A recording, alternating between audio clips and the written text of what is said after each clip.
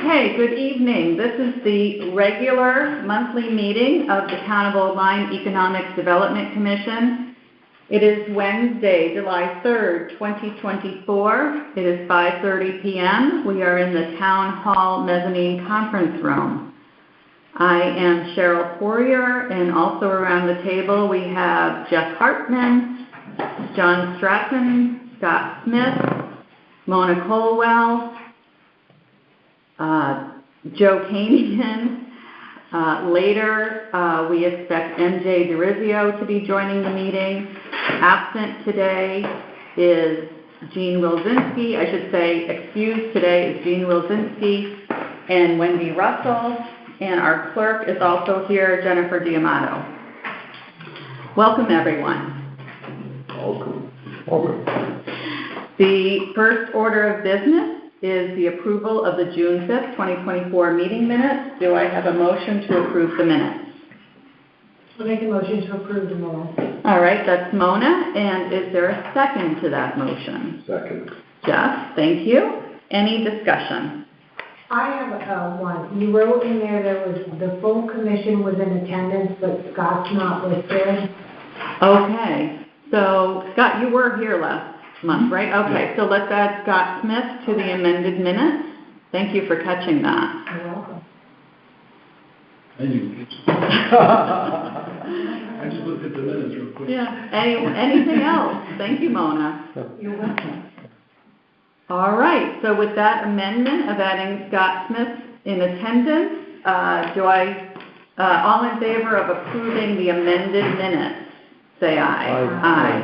Any opposed or abstentions? All right. Thank you. This is the part of the meeting where we take public comments. If anyone has joined we have no members of the public here in attendance in person. If anyone is on the phone and would like to add a public comment, you may do so now. Be sure to unmute yourself. All right, hearing none, we'll continue with our agenda. Chairperson update. Okay, I have two things. The first thing is I want to give you kind of an early warning that I won't be seeking or stepping up to be chairperson next year. This is my third year doing it. It's quite time consuming for me. So I think we need to think about a couple of things, especially as we go about our strategic planning exercise tonight.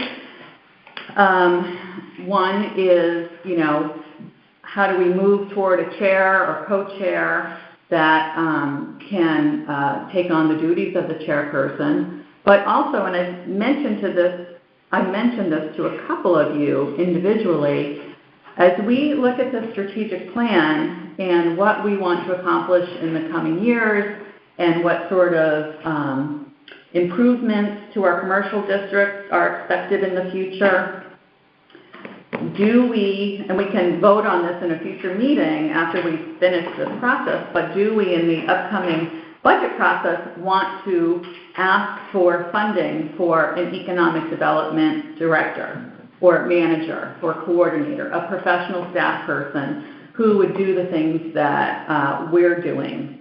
And that might, as we talk about it over the coming months, that we might decide, well, we would want to ask the Board of Selectmen and the Board of Finance to consider a part-time position or combine it with another position or, any variety of ways of doing this. But, when you look at other towns and what the paid director does versus the chairperson or members of the commission, it's, very much what you all want to be advisory versus rolling up sleeves and getting things done.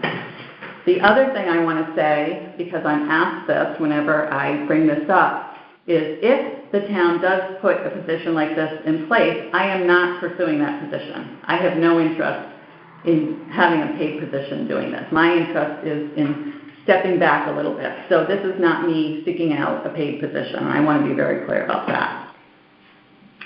Yes. Well, I mean, as you know, I worked for a city for 25 years, which was a lot bigger than Old Line, but, you know, they had a paid staff of about 8 people just for economic development. So it is, and I was looking through those requirements for the certification. Yes. And most of those tasks would be done by a professional staff person, not an advisory committee. Right. So I agree with you. I agree as well. Okay. Simply because the ability of part-timers to maintain continuity and in particular momentum is really hard. Mm-hmm. Mm-hmm. And I think too, just, you know, looking to the future, if Soundview is revived, if, you know, buildings become redeveloped or, you know, updated, new tenants are being sought, that's when you really want a professional in place. I want to mention this just because I think it's important to have on the record. One of the things that Region 18 School District has done is taken it upon themselves to hire staff to market the school district, which I don't think is an efficient use of our taxpayer money, quite honestly. And they're continuing to expand their administrative staff while not increasing their teaching staff. So, and I know we have no oversight as a town even for their budget, but there are leadership meetings between Region 18 and the town. And I think it would be important if that were something that becomes something from the town hall perspective, becomes a paid position. I really think it would be important for Region 18 to not have, it shouldn't be two competing staff. Oh, I see. I think Mona's a very good point. And I would like that noted on the record because I don't want taxpayers paying twice. I don't even think they're doing a very good job that they're doing. And I have to say, I tend to focus on marketing because that's what I know. That's what I know how to do. But an economic development director would also be going out and talking to potential tenants or property owners or finding matches for people who are selling property and looking for property, site selectors, that sort of thing. And that's all stuff that's beyond my time, ability, and ability in general. I don't have experience in that. So good point, Mona, and I think we have that, Jen, in the minutes, and so duly noted. Thank you. Yes, no, and along those lines, one of the comments I had in here is, and I didn't want to make it totally biased, that we're, as a commission, we're going to support, you know, let's say young adults, as in, you know, Old Line high school graduates, those young adults of the town. Most of them end up going to college, but that is like John, the article that you sent to everybody, which I also had read about the Tour de France quality bicycle rims, right? So there's an industry started in Stonington by a Stonington kid that's turned into a production operation. It doesn't require huge amounts of external energy or materials. It's basically an intellectual development. And as we said, they went into a nail salon to hire their first employees because they were very good at manipulating conscientious assembly. So the point I'm getting at is, you know, instead of District 18 trying to market their private school option, can we somehow be looking at, because, you know, we need to keep the young people in town. If the system, the way it stands, is, you know, they graduate the high school, they go to college, and they're done. They disappear. We don't want them to disappear. Okay, so let's save that for the strategic planning part of the meeting, and for the audio recording, it's noted that MJ DeRizio joined our meeting. Welcome, MJ. Thank you. Sorry I'm late. Okay, I have another update, chairperson update, and this regards an article that came out in the Connecticut Examiner last week, and one of the images in the article referenced an email between myself and the planning zoning enforcement. zoning enforcement officer. Is the, Is there someone on the phone? Okay. Yes, Oh, hi, welcome to the meeting. I'm sorry you missed public comment. that's Um, okay. Okay, thank you. Okay, so what I want to share with you, I want to share this with you because I'm referenced as the Economic Development Chairperson. I, by email, reached out to the zoning enforcement officer to ask for clarification on minutes in a zoning meeting that I think took place in June of last year. He replied to me. He shared more content than I expected. I discussed what his comments to me were verbally, and I let it go. The person who was the subject of his comments made a request for all emails that referenced him or businesses he was associated with, and that email came up within the list of emails. So I am making clear, because it's been brought up to me in the last week, I did not pursue anything with that email. I did not share that email with anyone in hopes of having any action take place. That all took place. I was simply the recipient of that email. So that's what I wanted to share with you, because that was as EDC chairperson I received that. Okay. Midsummer Festival. EDC booth update. Mona. Okay, so for our midsummer schedule, we just have a sign-up sheet that we do every year with everybody takes on 2.5 hours. Whoever's in the beginning sets up. I usually volunteer for the first shift and set up, meet up with Cheryl and get everything set up. Last year Scott helped to break down, probably also with Cheryl because she was probably still there. Yes, but that helped with the tent coming down. I think John was there too, helping Yeah, John. with that, Oh, thank you. getting everything into my truck. So I'll pass this around and you guys can just pick whatever shift you guys want to do. And we need at least one person for each time.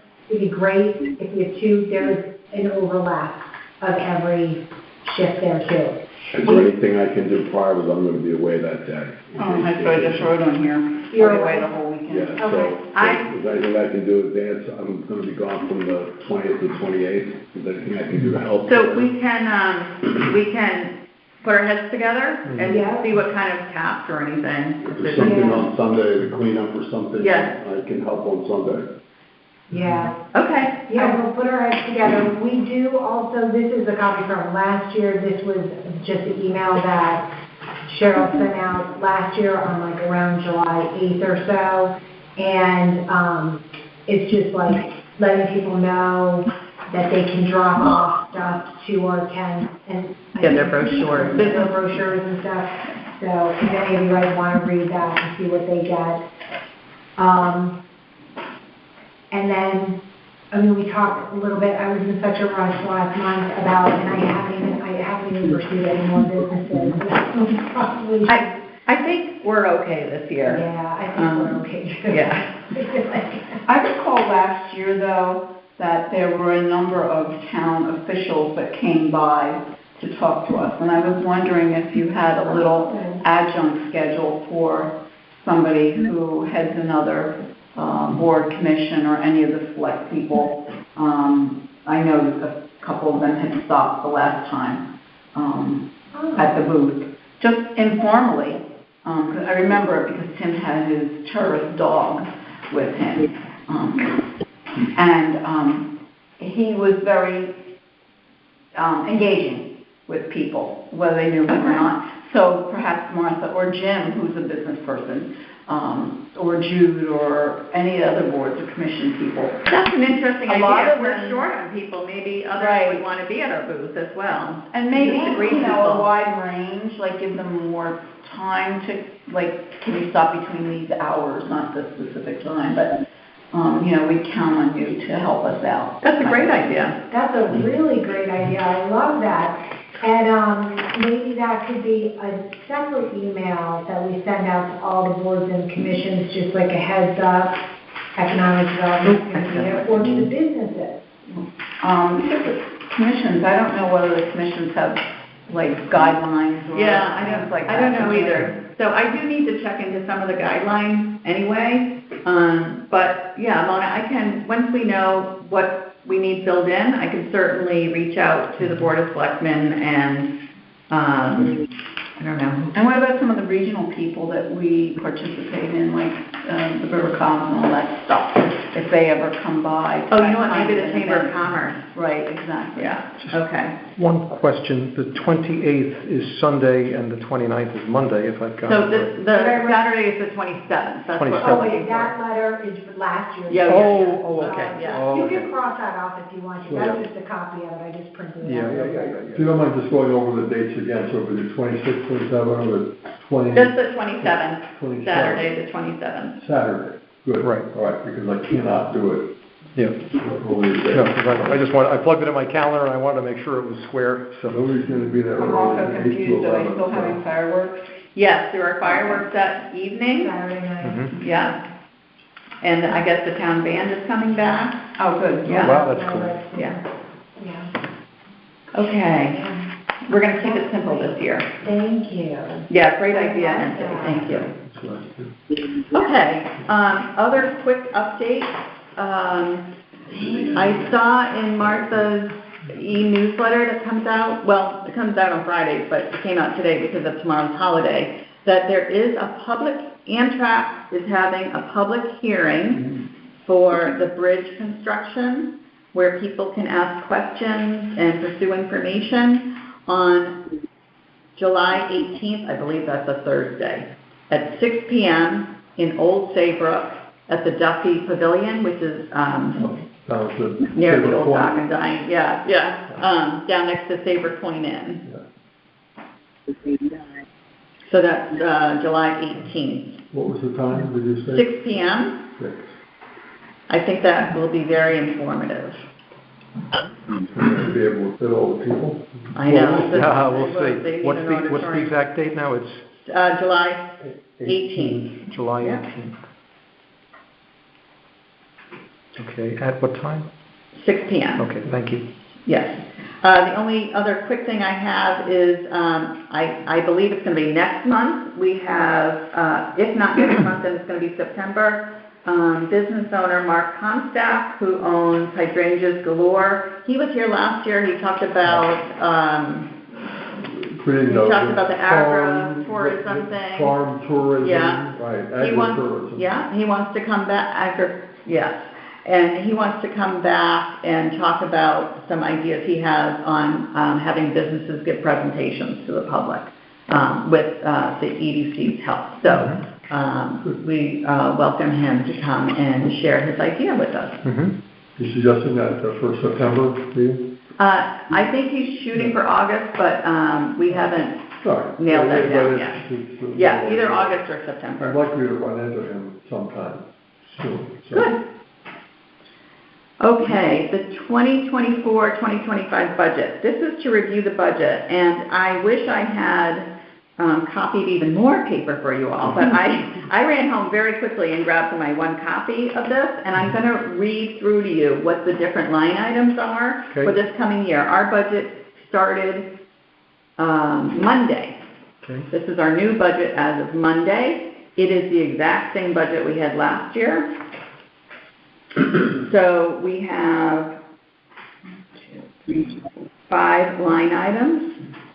Our budget is a whopping $4,136. When I went before the Board of Finance this spring, and I'm telling them about this, $20 of that, and they're like, "You're fine." Don't worry about it.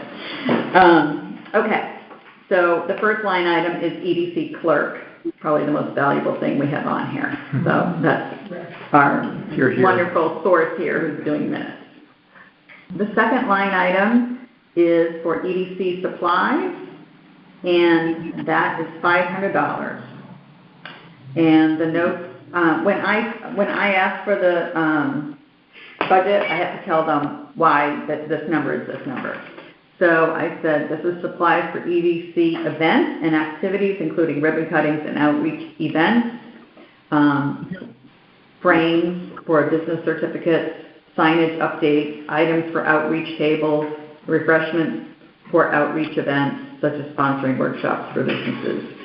And I said the EDC is currently undergoing a strategic planning process that will further determine the activities the EDC will be taking part in during 2024-25. We will have a further grasp on these activities once the strategic plan is complete. Okay, so EDC supplies $500.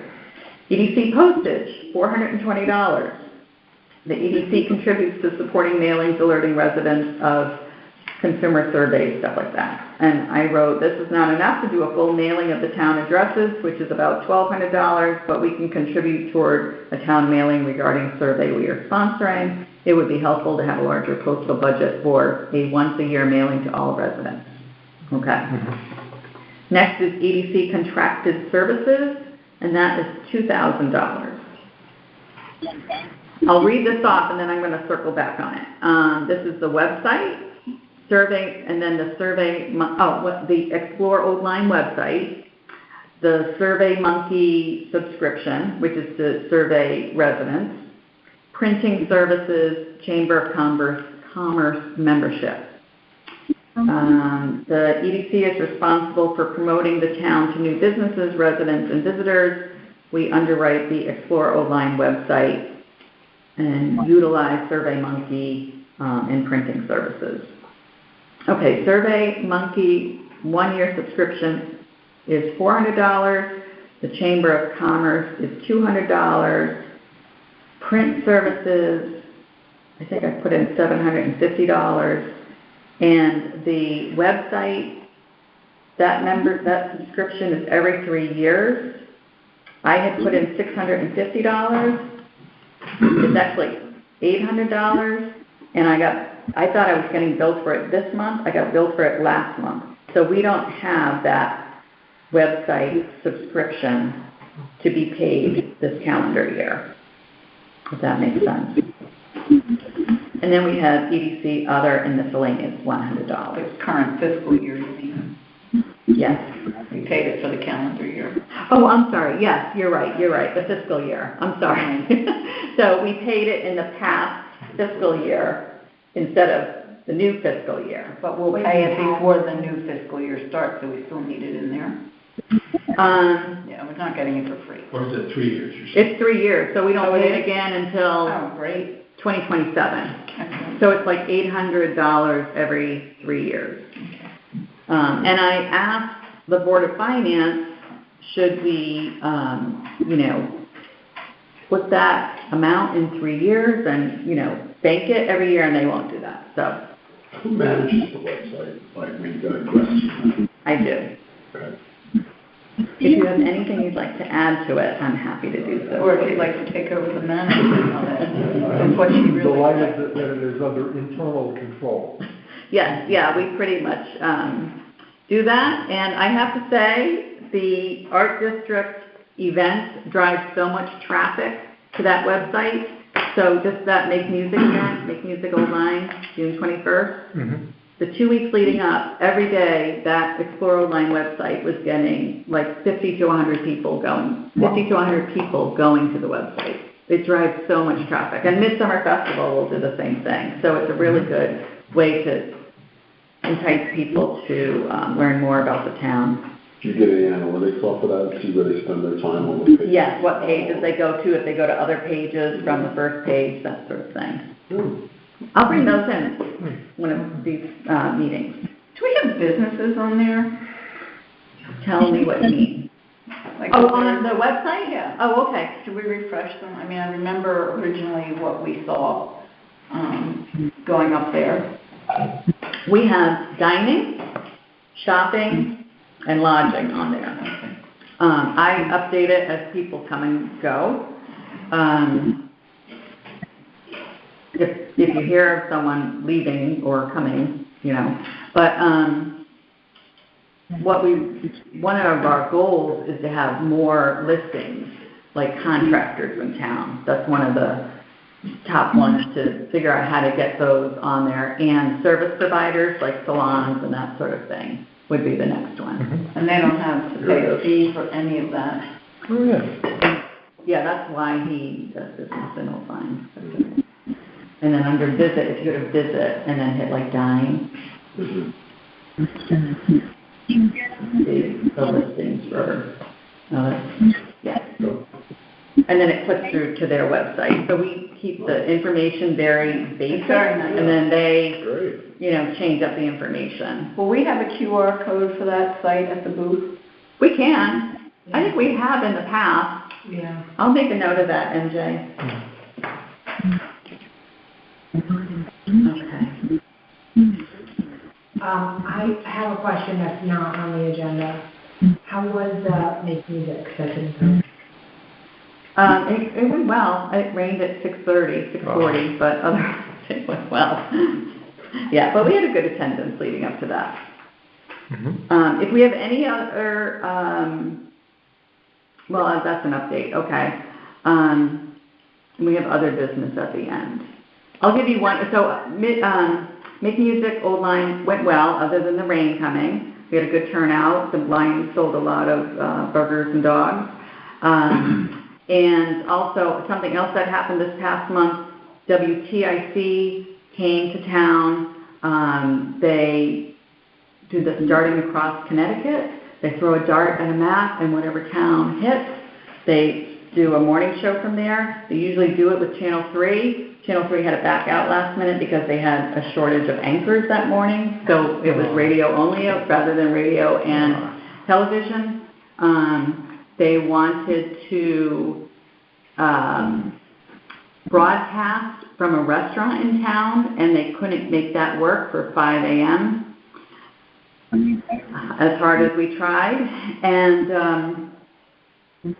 so they broadcast from the front lawn of the Florence Griswold Museum because if it rained, they could go into their barn. So we had the carousel owners there. I think there were 6 spots, and so where they interviewed different people. So they interviewed the carousel owners about Soundview. They did a great job promoting all of Soundview. We had Black Outfitters promote recreation in town. We had the museum promote the arts in town. I was on with Marna Wilbur of Marna Rooms, talking about small cottage industry. Who else did we have? We had the female athletes from the spring teams that all won whatever level of championship they won. And that might have been it. I think that might be it. So it came together very quickly, and it, other than the fact that the girls weren't on TV, we had about 20 athletes show up for that segment, and but it went fairly well. Do you know if the rowers of the boathouse folks are going to have any event over there during the Olympic period when they're rowing? I mean, we have a championship rowing club. Yeah, and they have a former member in the Olympics, Liam. Two former. Oh, have we okay. done anything about that, PR-wise? I don't. Now, rhetorically, we haven't done anything to my knowledge. On the other hand, they don't seem to have anything on their website either, at least as of a week or so ago. They usually have a watch party. Can I just They ask? have a learn to row, but that's in front. Can I ask whoever's on the phone to please mute your phone? Thank you. Okay. Yeah, I don't know if they're doing watch. Last time Liam and Austin were in it, they had a watch party. Wasn't Paul Fuchs a judge or something as well? I don't know one way or another. I thought he was, but anyway, I just would think it'd be something we could piggyback onto or take advantage of. So Corrigan, and is it Heck? I can't think of the other fellow. There's Hack. Yeah, Austin Hack and Jay Bolton, not Jay, Andy Bolton years ago, I thought. Years ago. Yeah, we've had several, yeah. Well, we want to congratulate all of those going to the Olympics and wish them much luck. Pretty amazing. It is pretty amazing. It's very amazing. But you're right, MJ, if we could capture that level of outreach that they occasionally display to expand that outreach, that would be a good thing, because we're good at it, and we're quite well known in the rowing community. I would think it'd be like Floro Lime too, that would be kind of fun. Well, that's right. But John, you know, and then MJ, you guys are really onto something, because this is a world-class thing that we It really got, and we should be doing For a something with little it. town, we produce a high frequency of So, sophisticated. I will say, I have Championship a draft article from Kansas Fuchs, about the rowing, the history of the rowing club and all, and it's in my court to get that onto Explore Old Line, so I'll get that up on and the. I'm just thinking that, you know, what new business could come out of this, you know, rowing lessons. I'm just thinking out loud. Well, people who build boats. Specifically rowing lessons, they exist, but you basically sign up for the summer program. There is a Learn to Row Day, which is open to everybody, but the PRing is mostly based on a poster at the boathouse.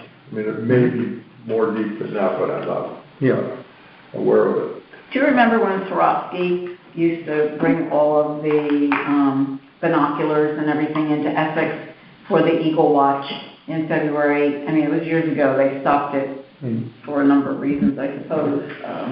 But I would think that maybe it would have been a nice opportunity to draw vendors or whomever there with a screen and have some rowing and like see some replays of races and things like that. Well, that's It's a the shame fun I didn't- though, right? Yeah, I know, but you know, I'm not a rower. I didn't even support the boathouse. But if there were a rowing alumni gathering at some point, I mean, that's really up We're to pretty them. good at But who scrambling. would do it? The school won't, because Yeah, I their get vision stops Yeah. at senior year. But the Old Rowing Association could be It's just induced to look at it. We didn't. And if you'd like me to go and probe, I'd be happy to do that. I'd Because like I you was to the run it. secretary of Old Rowing for about 5 years in the early days. And I have all my records. Gentle probe would be good. Yeah. A gentle probe. Yes, I agree. You're much better at that than I am. I'm not a gentle prober at all. All right, keep us posted, John. All right, good. Thank you. That was a terrific job. I know. Don't mind. All right. We're going on to economic strategic planning exercise. You have in front of you a very thick draft document.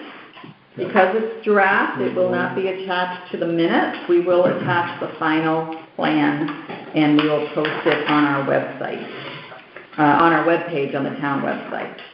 The reason I did it this way is because just in the past, I have found we all do much better when we have something to work against rather than trying to create something. Thank you for drafting that. Yes. So, you're A lot of welcome. work. Yeah. If you haven't looked at it already, I'm going to try to explain the layout. We had 4 visions. Old Line's business owners thrive, Old Line's light industrial distribution district remains attractive, the housing market is diverse and strong, and the economic base can adapt to changing times. We worked on that early this winter. We also have 3 missions in our mission statement to support the growth and sustainability of existing and future businesses, to collaborate with others, and to provide resources, information, and guidance.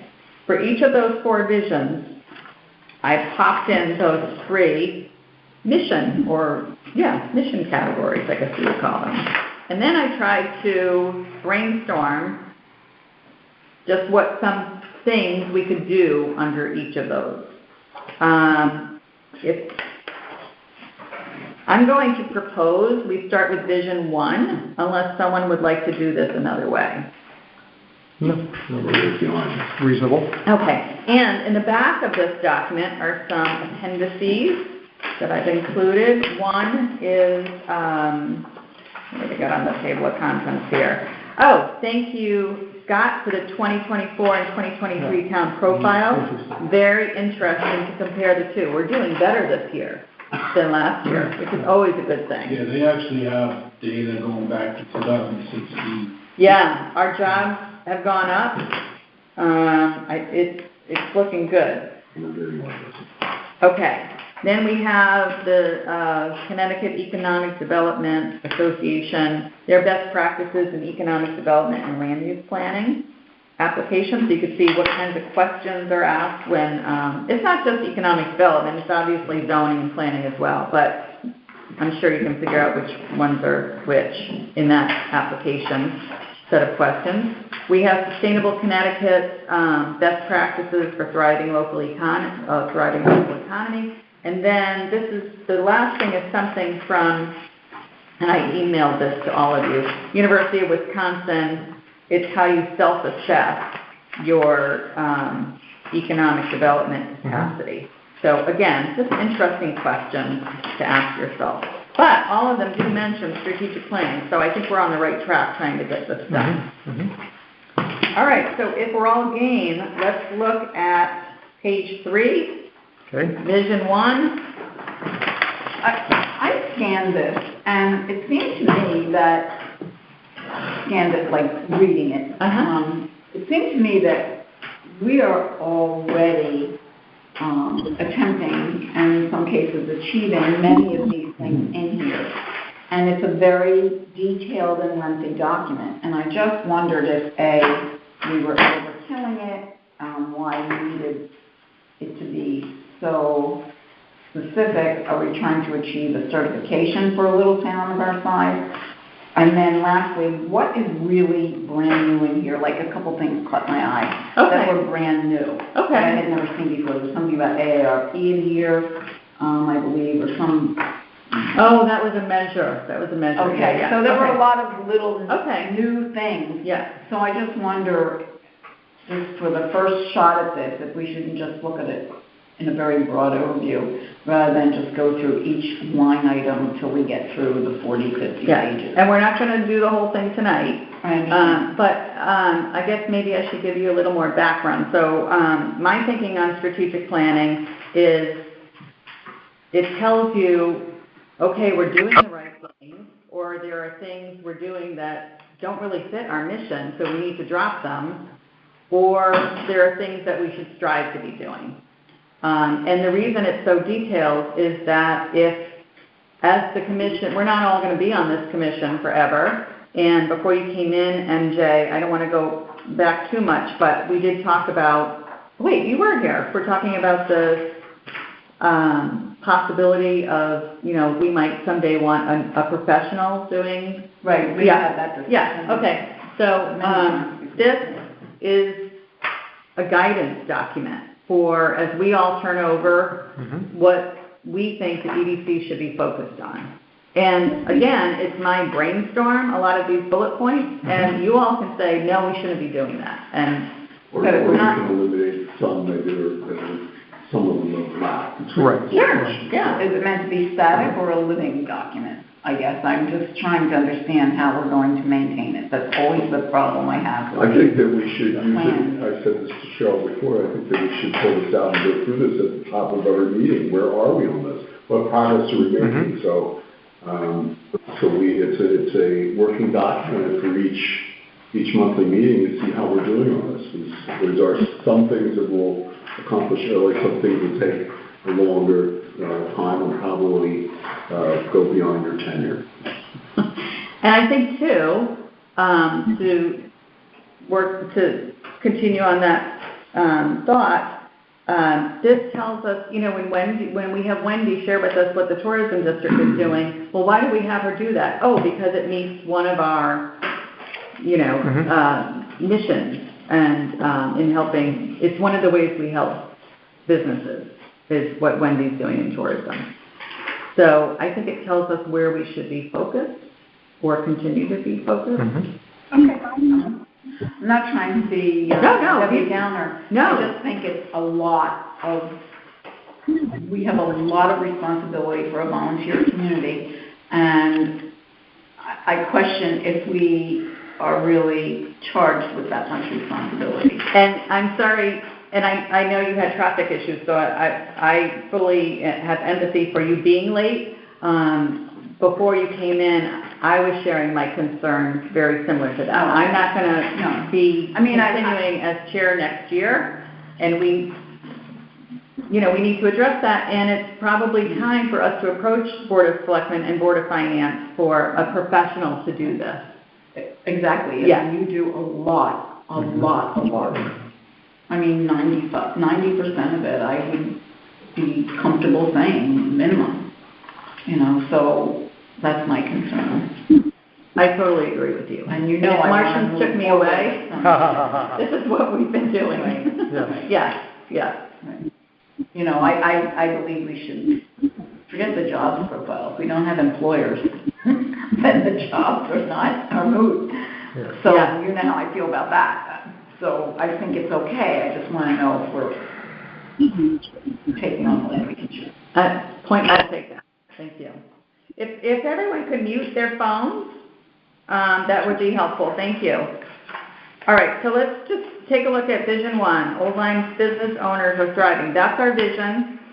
I don't know if offline we want Scott and myself to look at the metrics, but in that box there are a set of metrics that would tell us year to year, are our business owners thriving? And Jeff, I would offer, maybe you could also weigh on, maybe offline or in a subcommittee meeting, I shouldn't say offline, this is a public meeting, but we could talk about metrics for the next time. And again, that's just a laundry list, commercial occupancy rates, things like that, that tell us if our business owners are thriving.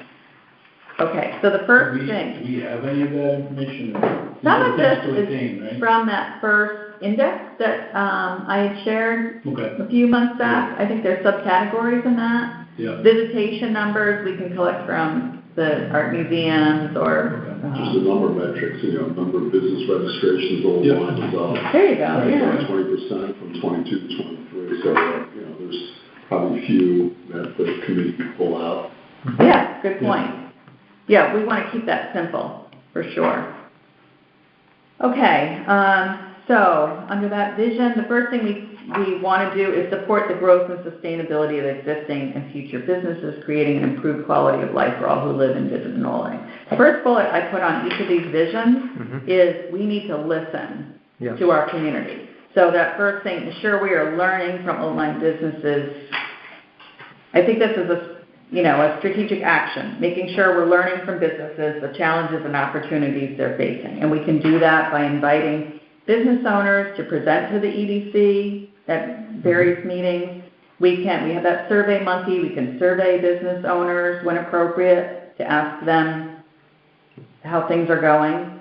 And we can create networking opportunities, like Chamber of Commerce type meetings or things like what Mark Comstock wants to come in and talk about, to create opportunities for us not just to be talking among ourselves, but to really hear what businesses are facing.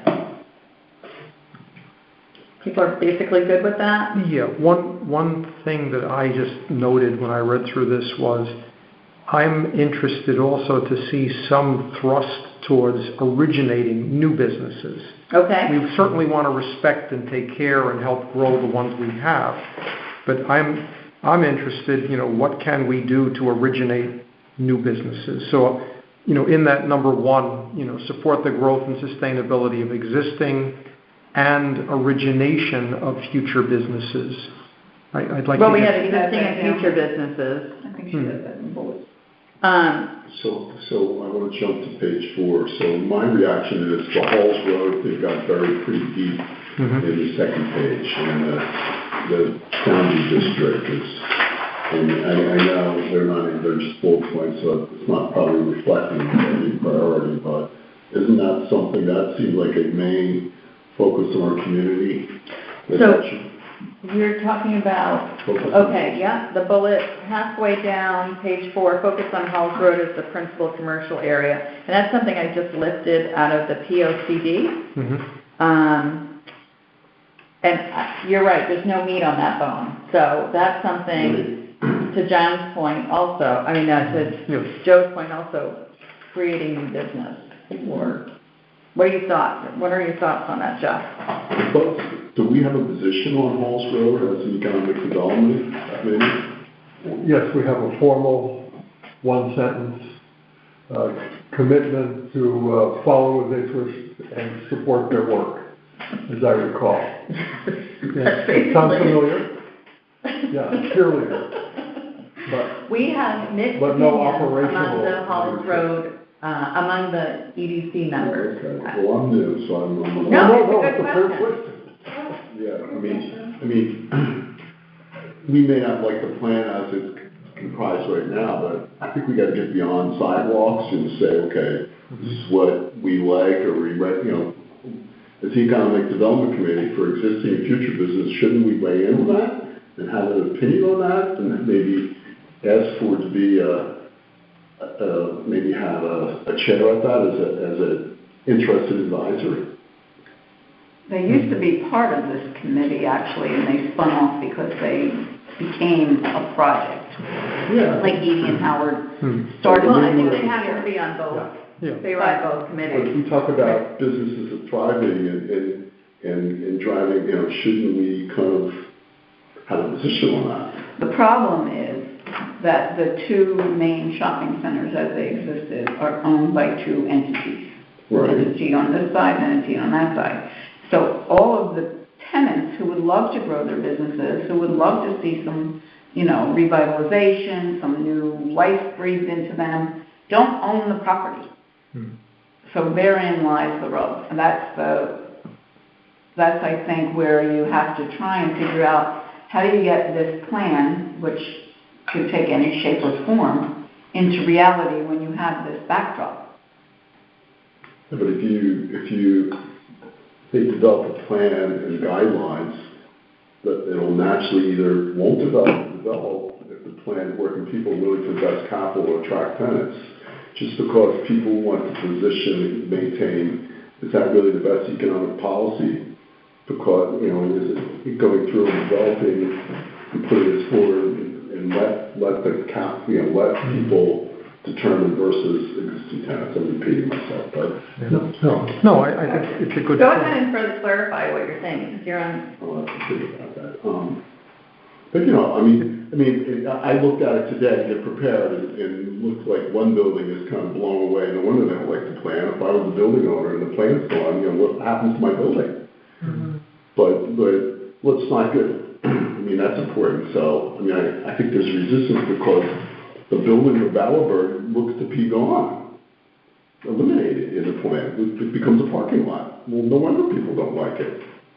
So wouldn't it be best to work around in the existing and supplement we have? You know, the parking density and the way people move today is different than when it was designed 4 years ago, so maybe there's some opportunity. But stepping back, getting back at 40,000, shouldn't we be involved in, as economic, as we're talking about businesses and drawing people? Yeah, I think that there wasn't any opportunity to, because as a person who was involved from the very beginning, I went to the very first meeting, probably many of us did, and it was never meant as an open forum for people of Old Lyme to share what they would like to see. It was the most bizarre experiment of psychological craziness I've ever seen in my life. And I really just wanted to tell everybody, if you want to live in a city like Madison, move to Madison.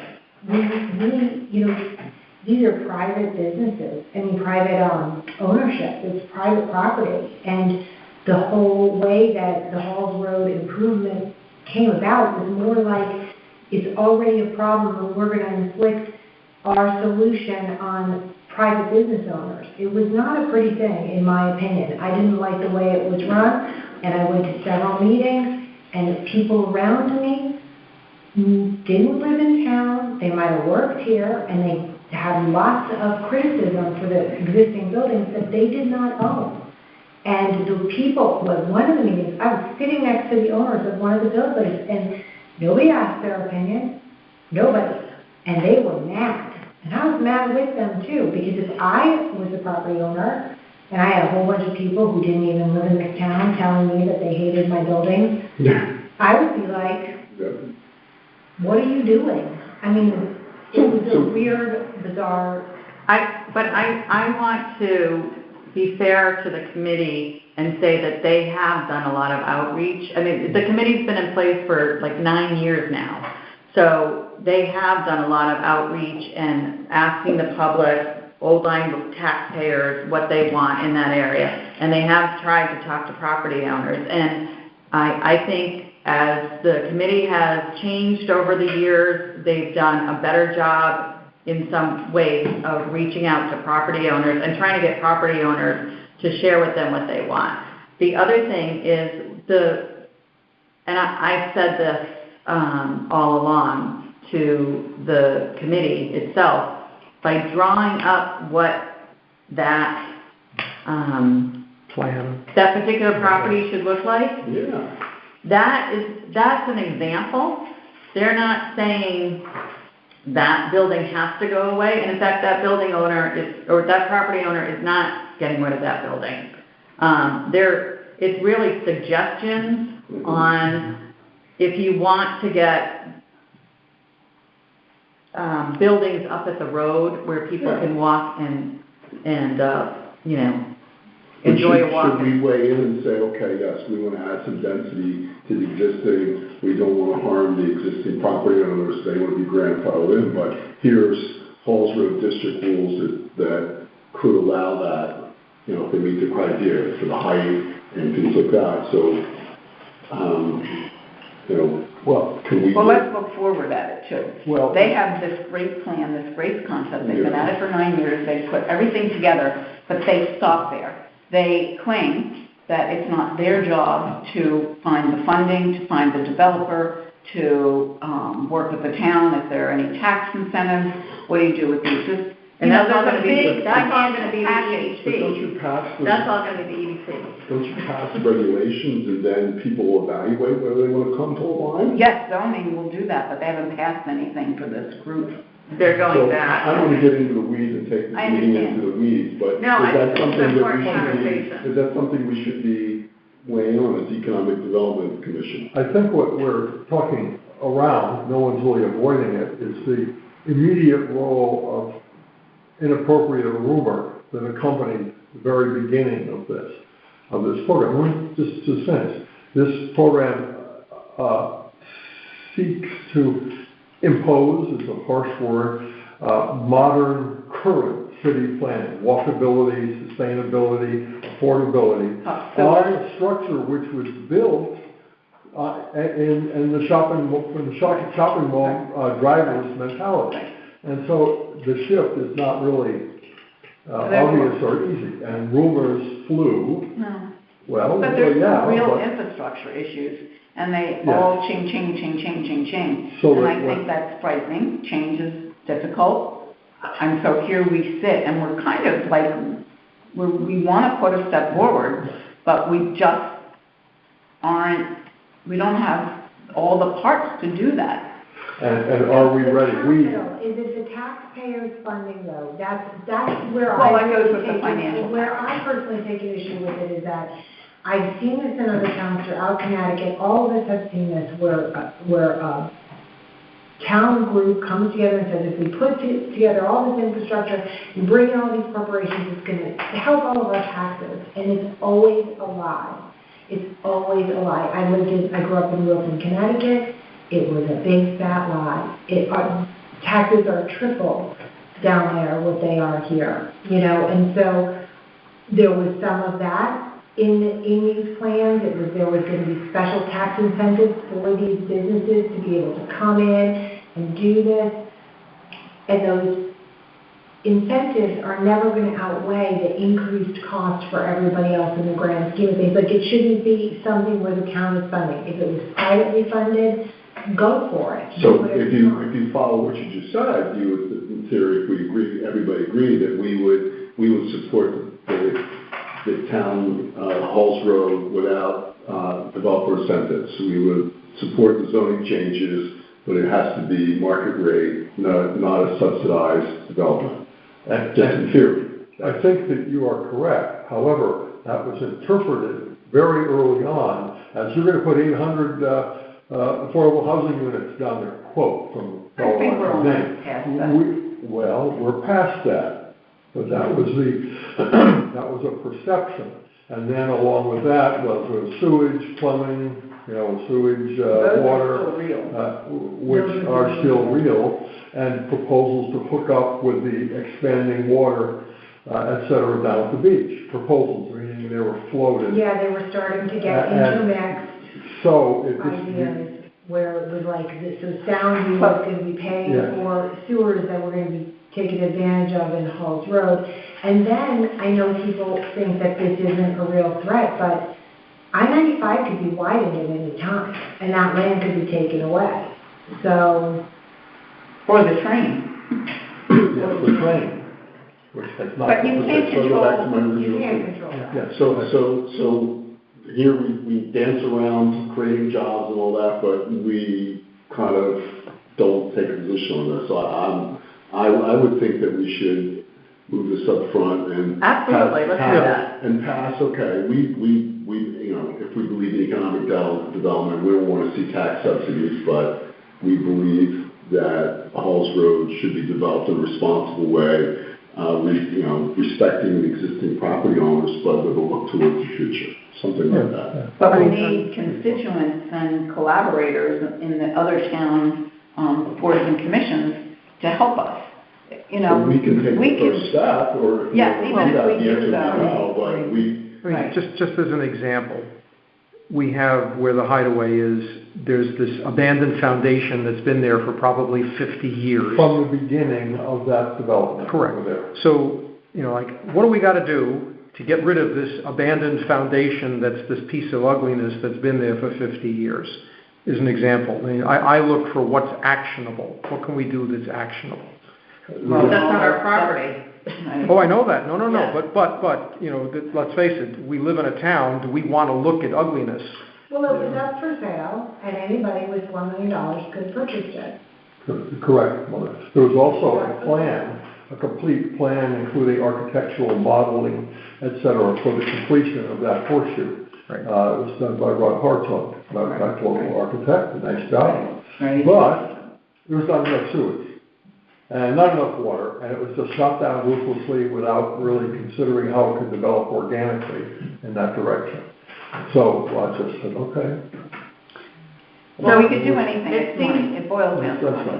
right. It just boils down to money. And I think it's a very valid point that we should maybe focus our time on this commercial district. That's the primary commercial district. And then we can move on to Shoreline Gateway in Right. another meeting. But I think we need to really think about Halls Road, to your point, and don't let the one line in here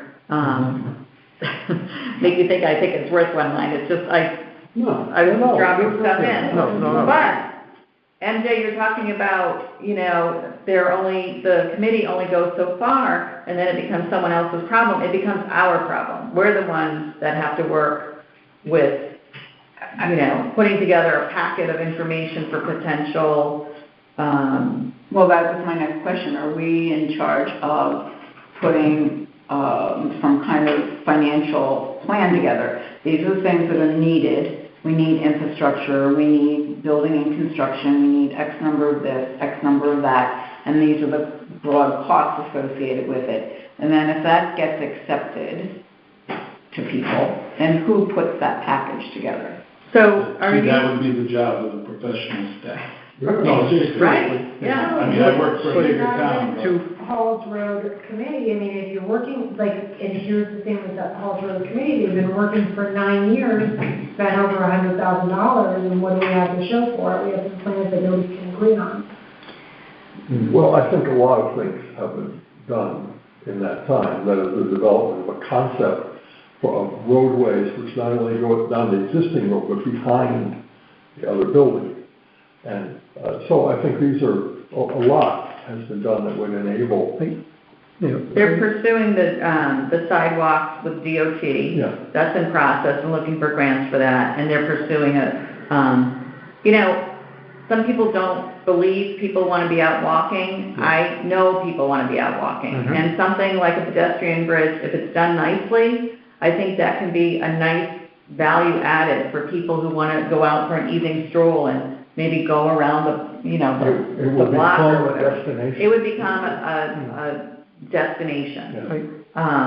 lowercase d. But but- also, when we're talking about spending and building, MJ, I don't know if you were talking about the properties, but the property owners would be doing that spending. I don't think I was drilling down to that level of detail. All I'm trying to do is associate a number with it.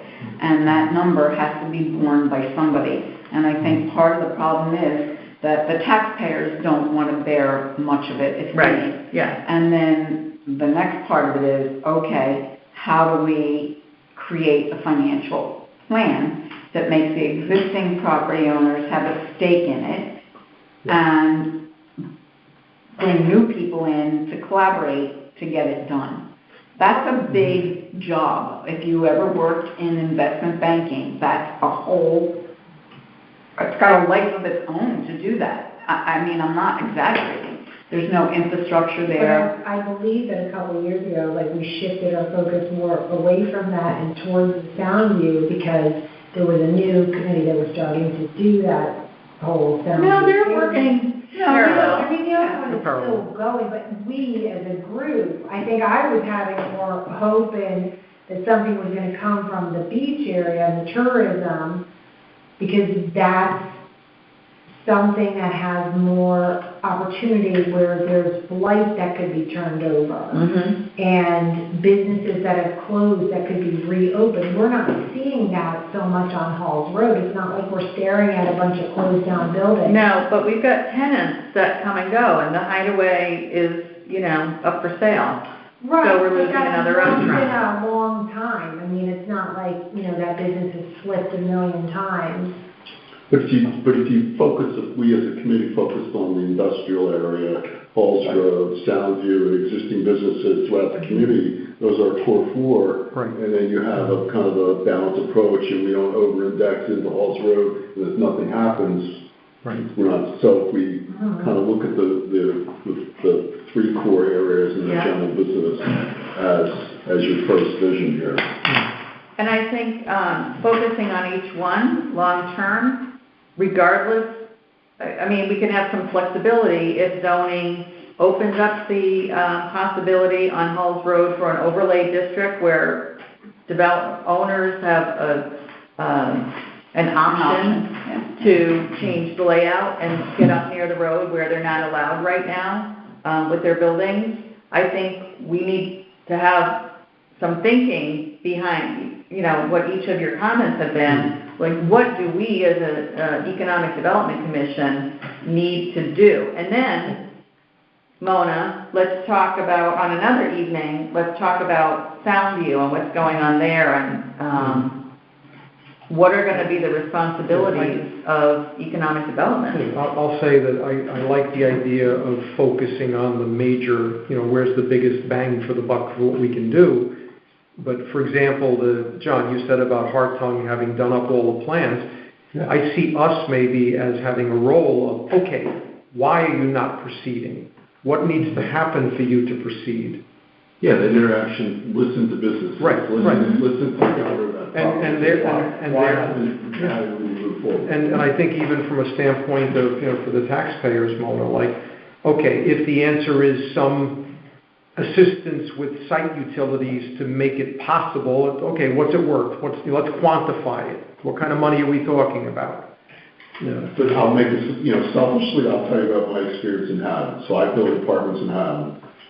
They had a Tylerville district adjacent to Bridge Street. They passed regulations and they allowed multifamily residential development. It sat there for 8 years, so I stood on the shoulders by project of a lot of failed development. Mm-hmm. But, they brought in city water because they had some well contamination off of Bridge Street. Mm-hmm. So I went there because of city water. I had to put my own septic system in, but I didn't get any handouts. I mean, they're in the Gateway Commission, so I was limited to 2 stories, and I went there and understood, and I invested my money based on the rents, and we went to the bank, and the Washington Trust lent me some money, and I didn't get any handouts from Haddam. I'm now the largest taxpayer in the town of Haddam now.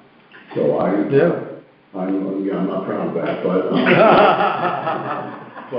I didn't get anything. Yeah. you know, I went there and I said, well, you know, I reverse engineered to get a return that was acceptable to me. We backed into what I could spend, backed into, you know, could I build it? I hired an architect. And I think if we could get some regulations in Halls Road, people will make that independent decision whether they're from. You don't need to give them any money. It's a beautiful town. They want to be here. But pass the rules, and, you know, I mean, I'm a little impatient, I guess, you know, get off the sidewalks and get to the bigger, that's where economic development. If you look on Scott's report, there's only 5% of the ratables with commercial. One of our goals should be is in 5 years, we want that number to go to 10%. Yeah. Whatever. But the whole point is, we've never seen a pro forma, a financial estimate, no numbers out of all Of the what? committee. What do you, when you say that? What, a pro forma of? We've never seen, what would this project cost, this concept, what would it cost? It's up to individual developers. to Right. figure But they it out. don't feel it's their job to do that, so is that our job Sure, to it's do like that? what Jeff did as I an didn't go, individual. I bought the woman, land from a woman who lives in Old Lyme, and I went there and said, I can afford to give you 20. So how do we expose? 20, you know, it's public, you can work, and I gave her 20,000 per approved apartment, because that's all I can pay. You know, it's 10% of the total cost of the apartment, that's all I can pay, and said, you take it, you know. So should we be marketing the Halls Road project, is that No, our job? because no one's selling property right now. Yeah, they're not selling. But, you know, she tried to do it all, you know, the grocery store, different things. I was as fortunate that this guy came along and did it. But the market will determine how much investment will be. Mm-hmm. I agree, but who exposes this available project to the market? Well, first you need the regulations. Zoning has to decide what's Well, no, going to you be. don't, he just said you can go and, No, but they That's your own zoning. approved this Powderville district, and I read and said, okay, yeah, you can't, you know, the height is 2 stories, it's only 35 feet from the Connecticut River and all this other stuff, and the setbacks are X and Y, and maximum density is this. I had to do the perk test on the soil for the septic. I spent the money. I was in a couple $100,000 before. That's what you do as a developer. And But how, I sat with the town of Haddam, and I said, when I first got there, my sketch showed, this is what I want to do. That's the process. how did you become aware that was, or we were just out looking for a project? I tried to buy apartments in Florida, I tried to buy apartments in New Haven, I couldn't buy any, and I said, Tim Mondrigan, Let me just build them. Okay. Right. so you were looking for property, and you learned a property for sale in Haddam, and then Yeah, you Tim learned about Mondrigan the showed me, yeah. and you learned about the Tylerville. I had the property under option, and went through and got all my entitlements, and then I closed on the property. And What was the time frame on that, just? Pardon me? What was the time frame on that? 5 months. So they wanted me to come out, and Well, yeah, I mean, I hadn't done this before, so I didn't want to get, you know, I didn't want to go to some place like Waterford where they didn't want me, or, because I went where they wanted me to go. And people would say, well, that probably is, yeah. they swear us how, so, but they've been pretty, you know, but no one gave me a pro forma. Bill Warren, the town planner, didn't say, okay, this is what we think, you know, I had to figure it out on my own. I had to look at the regulations and say, I can build X amount, and I had to go, 750 gallons a day per bedroom and figure out the septic and how much I could put, material I could put in the ground. I had to do that. Okay, so I think that, Yeah, go ahead. I think that just lastly, that only other decision that has been made over here is it going to be commercial or is it going to be residential? And they want it to be a mix, and I think that's where Sure. we're having a problem. So back to here, so economic development, should we focus on town, Revenue. Halls Road, Town View, light industrial things, should that be our focus? Well, I think it pretty much is. I mean, Cheryl, you always kind of keep us on track on those 3 locations as our business district. Yeah, we have smaller districts, they call neighborhood business district, Lakeville and Shore Road, but those are our 3 major Yeah. ones, and I think, to your point, we should be focusing on each of those 3 areas, independently to think, what are we going to do? Are we going to support Halls Road, or first of all, are we gonna start sending someone to the Halls Road meetings? Just like we send you to the Shoreline Gateway. Shoreline Gateway. When Edie was also on EDC, she was reporting on Halls Road. And she's always happy to come back and give us an update. I think I may start going. That would be great. Yeah. And I would never develop them online, so I just want to contribute. This would be a time for me to jump in and say, driving by your Haddam construction, since before its beginning, to where it is now, you, whether cunningly separated the building appearance from the roadway, or it just evolved that way, I prefer to think of it as evolved that way, you didn't push the buildings in everybody's face. You've got a nice front yard. We call that a sense of arrival. A sensitive. Did you make this up? But what I mean is, it does not look, That's a term. knows what he's doing. it does not look like a development. Well, but it's also all residential. I learned that from Well, some that's right. But So- when it's up the street, it's a quarter mile from Howardville. No, I know, but what I'm saying is, Because it's not at the street, and it's all residential. What they're trying to do on Halls Road is, just like if you're walking in Essex on Main Street or something, people want to walk and window shop and stop in and have coffee, or sit on the sidewalk at a cafe or something. My office is on Main Street in Old Saybrook, and I sit out the window and watch the activity, and I love being able to walk and go get a coffee at Waltz, and I mean, it's just nice. I know a lot of people don't mind molecules, but most people But think nice. you can walk in the plaza, there's sidewalks, people do it. I don't know why it's not done more, but it's probably because there isn't a coffee shop right there to go to. The coffee shop is Dunkin' Donuts across the street. Well, there used to be a coffee shop there, but the developers of the Big Y et al. Extinguished it, the owners of that. Well, So what's it Let me throw a wild card. Rent in there, you I'm know, about it to depends come on who in. decides to come in. Like, we didn't have Stumble Inn a few years ago. But there's always a restaurant there. Well, Let's talk about the Hatchet Hill area, the industrial area. There's two separate groups. well, so Lump are them all we together. done with Halls Road for now?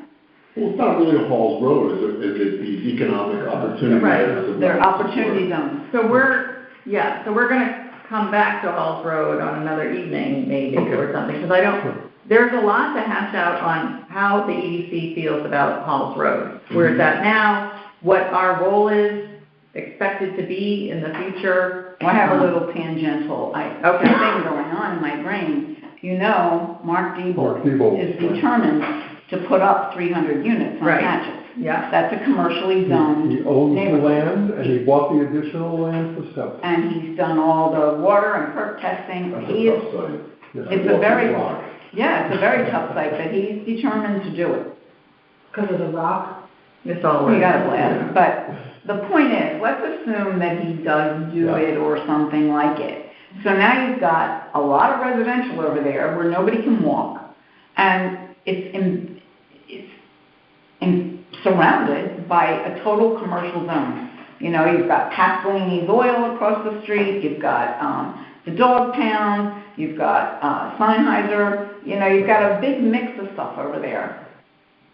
Is that the right place for that? I mean, it's not our call, but like, if we can't do this, what's gonna happen over there? Well, what's gonna happen over there, I was projecting. So I'm just saying, there's No, two no. different concepts. I was but they're- projecting And I the just want to remind organic- everyone, we're on record, so if you're sharing opinions, know that your record is on opinion. Okay, that's right, this is an opinion. Right. But it was based on conversation. record. with others. On record, fine. That if the Hatchet Hill Road site were in fact developed for residential use, I would be willing to bet that it would become very attractive for a small coffee shop, et Yeah, cetera, they et would need cetera, et retail cetera. to pop up. Yes, they would happen. Where the people are, the businesses are. So I just want to throw that in, so it wouldn't be in a vacuum. I could provide evidence of what happens in a vacuum on North Brightbrook Road in Right. East Line. Well, yeah, and I think, when I think of the Diebold potential development, it just, to me, it feels like, the development off of 95 in East Lyme, like Society Right. Road area. You know, these are people who are commuting, they wanna be close to the highway, to jump down to EB or wherever. I mean, that's, Right, but there's still gonna be kids in there, I'm assuming, you're not gonna get a whole bunch of childless people living Yeah. there. yeah, People with other needs, you know, they're gonna be workers to pay the rent, but they need infrastructure too, and they need town services, just like everybody else. So it's just one of those things that could be going on And there could be simultaneously. opportunity happening there because there's some big properties for sale over there too. Yeah, but Mark knows what he's doing, so he's taking your approach, obviously, and going after what he needs to do to get it done, whereas the Halls Road people haven't. well, there's no one Nobody's selling a home. selling or buying right now on Holmes Road. And yes, the shopping center, was up for auction, and several people did, Oh, they came close too. and they just didn't get the amount they wanted. And those are absent owners. They're very hard for anyone to talk to. And my personal concern about any mixed development or commercial development on Halls Road is how do we make sure we don't lose beloved tenants who in a new building would not be able to afford the rent. That's my concern. So we need to be, I think, mindful of that as we go forward in how we support businesses and properties. It could be cast as percentage rent deals, and new people come, they'll be able to pay more rent. Wait, say the first part again? Then they could cut new deals as percentage rent tenants, and when the new influx of business comes, you know, they'll pay rent based on their sales. Okay. As in There you go. rent-controlled apartments and things like that, I mean, that's. No, it's a percentage rent deal, you just pay, you do, Good sales. so. That's good to know, thank you. Okay. Well, Sorry for sidetracking. No, but it was important sidetrack because now We're a this very genteel group here, and we, you know, we go through things, and I think some of these things are, you know, important to the town's future. absolutely. And I think it's gonna make it easier to move through the parts too now. I mean, now that we've, like, had this discussion. I'm sure you enjoy taking notes. so, how can we be most Ask me a paper efficient only. on this? Is this something where people want to go home with red pens and mark things up? I think we need more discussion about these 3 opportunity zones, and focus on them. I'm getting I know it's really pop, but can we expand the meeting one night a little longer than, I know we're in overtime now, but can we expand the meeting to work on this for a while? There's a lot to get through. Could we put in a couple of hours and see if we can grind through the whole thing? Because I appreciate the conversation because it's so helpful to have the conversations amongst each other to figure out what's important and what's not important and how we want to proceed. So.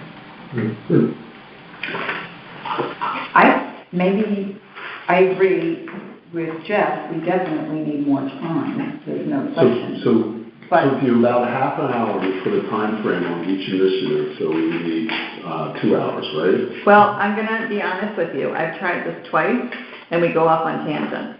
So No, tonight, you have to take your Apple Watch and put it in alarm, and the alarm goes off in half an hour, and we're done, right? Well, would it be helpful if we can we do the first page today? subcommittees and say, you take Yeah. number 1, you Yeah. take number 2, we'll take number 3. I mean, I'm open to that too, if you, but let's just look at page 1. Is there anything on, not page 1, page 3. Is there anything on there you think should be taken out?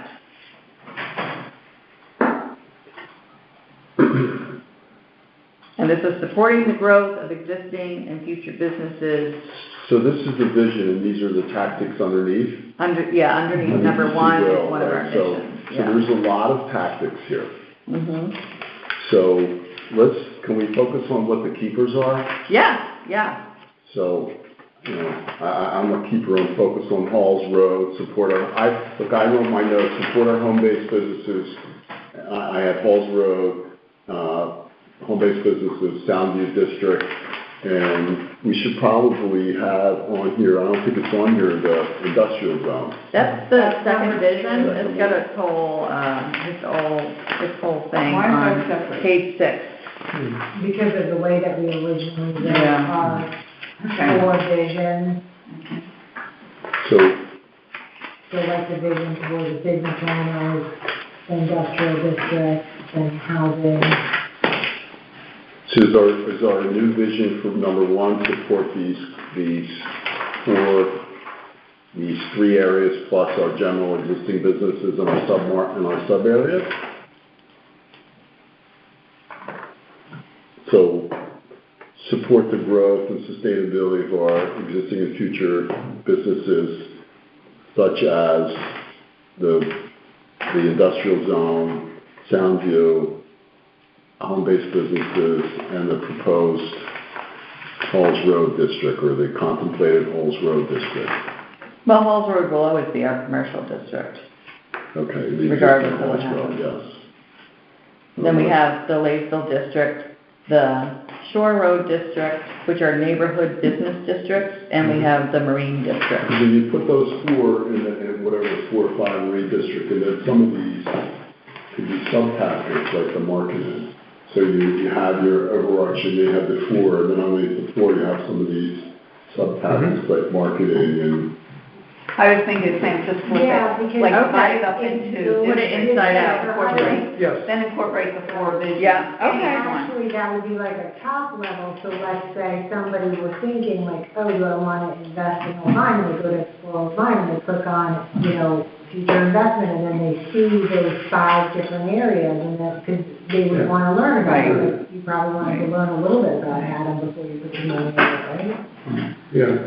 So we do districts and then support the vision. Okay. Yeah, they have a Tylerville strategic plan that I read, Right. and it kind of outlined what the town's goals were when I first... How long was it strategic plan? It's probably, I can find it, it had strategic plan, it had design guidelines, it was kind of a primer. So then you had to go into the zoning rules and setbacks and height. Mm-hmm. Yeah. All right. Well, that makes sense, because I suspect that we're going to have different qualifiers on the Beach Road and in the industrial Are you district. going on a whiteboard? Just get a whiteboard, we can Yeah. pencil this all out.